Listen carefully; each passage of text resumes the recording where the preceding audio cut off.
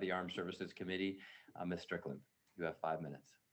Great, thank you, Chair and Ranking Member Crawford. It's my honor to be here today for my first hearing as Vice Chair of the subcommittee, especially as we look forward to the future of high-speed rail and how this is going to increase our competitiveness, equity, and economic development. So I'm thrilled to start with Rachel Smith of the Seattle Metro Chamber of Commerce to speak to high-speed rail opportunities in the Pacific Northwest and Washington State.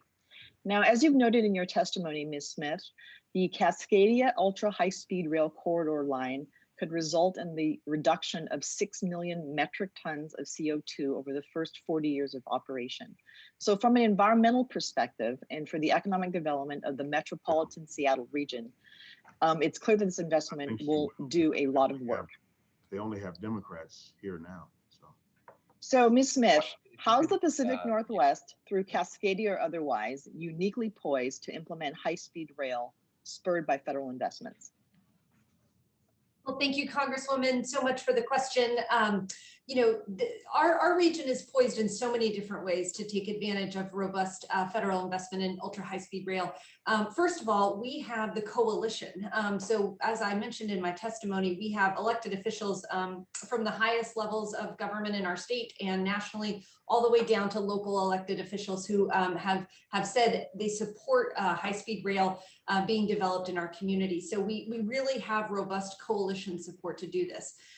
We also have a history in our region of, as I said, sort of partnerships to get big projects like this done. Typically we rely from a funding perspective on local, regional, and state taxes, public-private partnerships, which have been mentioned, fare box recovery, and other sort of internal revenue generation, and then, of course, a robust federal partnership. So we exercise those muscles well to be able to put together funding package to accomplish big projects. We also have a great relationship with our labor community in terms of both the public and private sector, and I think that is, helps streamline all of the work that we would want to do for the actual project delivery.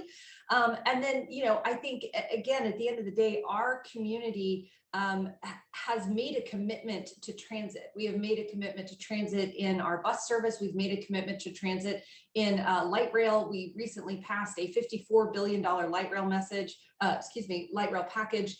In 2016 and 2008, we passed an $18 billion light rail package, $18 billion light rail package. So our community has made those commitments to transit, and we're starting to see the benefits of that. So I really think that we are poised in every way, from coalition to funding to partnerships with labor to a commitment to this kind of technology and this kind of growth in our community. Great, and I have one other question for you. We know that congestion on Interstate 5 I describe as soul crushing, whether you're trying to get from Seattle to Tacoma down to Joint Base Lewis McChord into the state capitol. And this has everything to do with access to jobs. It has to do with readiness for our troops at JBLM, the largest military base on the West Coast.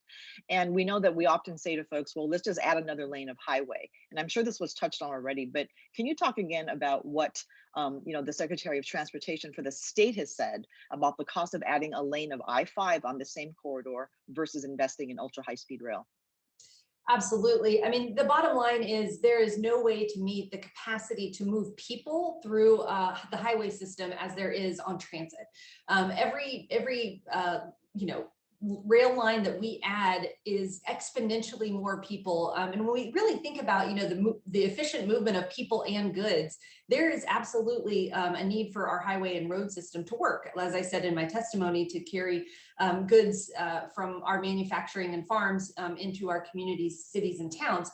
But for the efficient movement of people, we really need to have robust investments in transit and rail, that sort of reliable, grade separated rail, again, exponentially moves more people and does it at a cost lower than a new highway lane in our region or in any region. Thank you, Ms. Smith. I yield back, Mr.